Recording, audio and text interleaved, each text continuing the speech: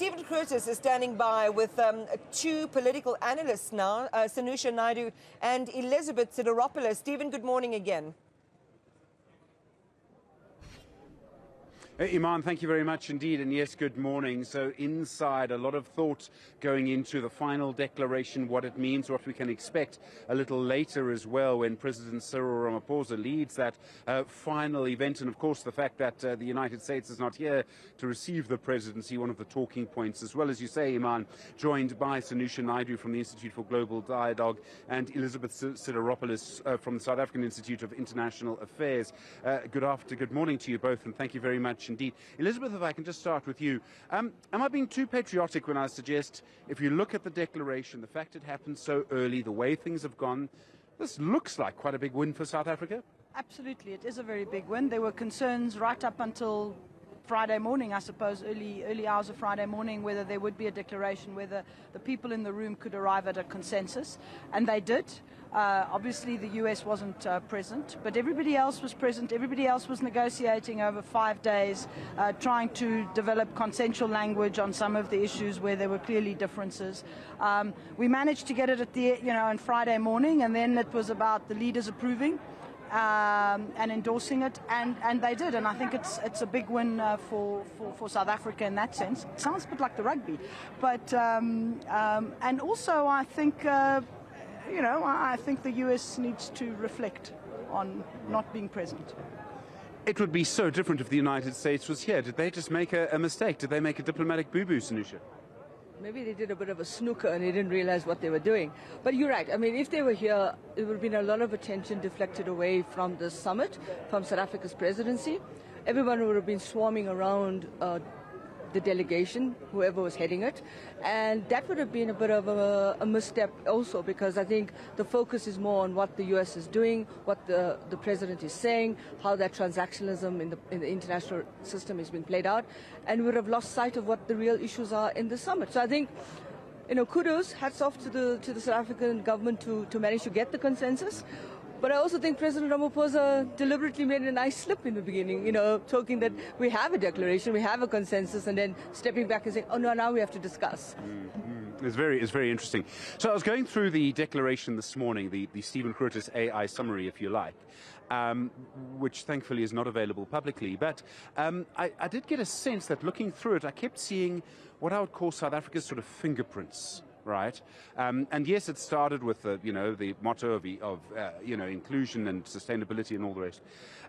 Elizabeth, is that just a reflection of South Africa's diplomatic kind of work and nous and expertise, or is it actually where these G20 nations are? If you're Germany and you're thinking to the future of future Germans, actually you need these things to work out.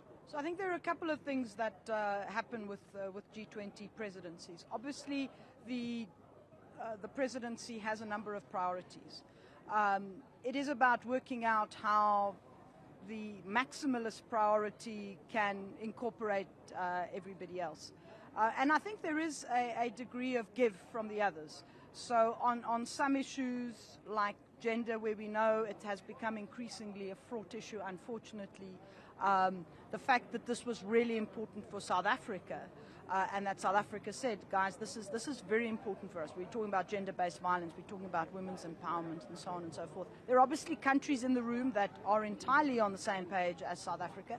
There are others who are not necessarily, who want to take a slightly different perspective. But there is an element of sort of giving, recognizing that this is South Africa's presidency and we have to compromise. And that was really the spirit of the negotiations, by and large, over the course of the last week. And of course, I think watching our South African diplomats in action. I mean, again, we do really well in many of the multilateral negotiations generally, and I think they did really an admirable job in steering the conversation, building consensus, and making sure that, even though we also, as South Africa have to compromise on some of these things to be able to have a declaration, that the sort of core elements are still there and they reflect, that you can see South Africa's footprint on it.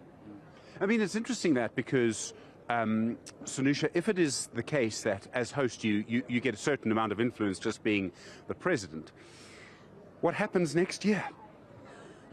I think read the last paragraph of the declaration, which was quite, for me, quite interesting, because they kind of wish the US in the G20 presidency and says, we'll meet in the UK in 2027, which was quite interesting. But I think for me, it would have to be just going through the motions. I think what we saw here this weekend in Johannesburg at Nasrec was really a reflection of also the points that Elizabeth has raised about that level of consensus, but also that level of understanding how to give and take in the negotiations.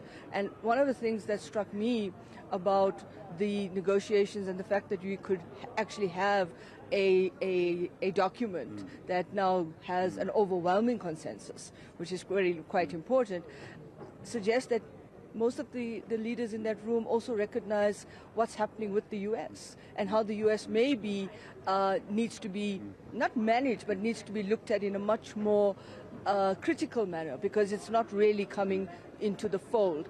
The fact that you could have a consensus without the U.S. in the room tells me that the world is still going on despite the many objections and disruptions. And of course, this has been a big year for South Africa, taking a lot of body blows from the US, the rhetoric, the narrative, having to deal with a country that just, you know, an administration that just kind of has been on this offensive in a very destructive way. So I think, for me, if you think about the countries that were sitting at the table, you know, whether it was heads of states or whether it was their senior delegations, I think they also realized, hang on, we got to be careful here, because there's a sense here that the U.S. has now opened the door for disruption.